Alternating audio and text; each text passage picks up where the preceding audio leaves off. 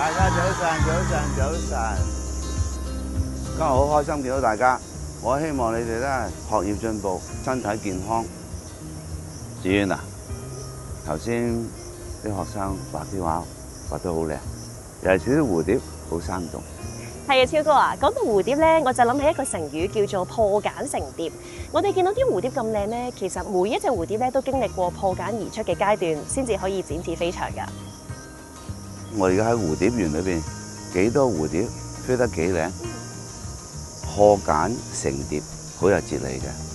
繭可以被視為限制、困難、挑戰，就好似香港每個發展階段咁。所以我哋必須要主動破繭破局，先可以幫市民解決佢哋最關心嘅問題，香港就可以變得更好。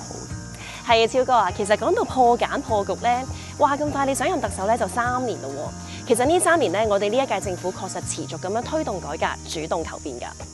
係啊，喺呢3年，我哋改變咗施政文化，建立咗以結果為目標嘅政府。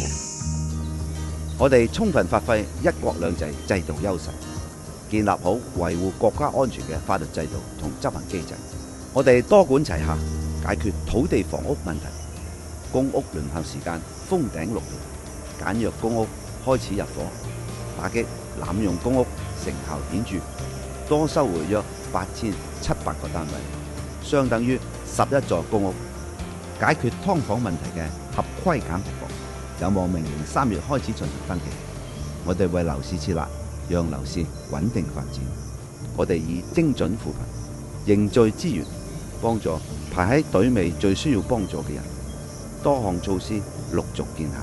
我哋重視勞工權益，落實取消強積金對沖，最低工資改為1年1檢。市民家庭收入中位數同本屆政府上任時相比，上升超過11%。我哋深化醫療改革，扭轉重醫病輕預防嘅醫療觀念，改革為重預防早醫治。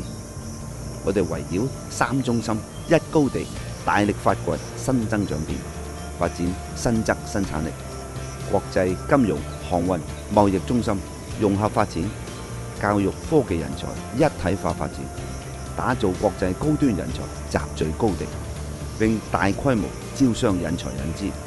推動文體旅協同發展，以產業發展為主軸，加快推動北部都會區發展。我感謝中央支持，讓我哋穩步落實多項惠港政策。我哋主動融入國家發展大局，深化國際交往合作。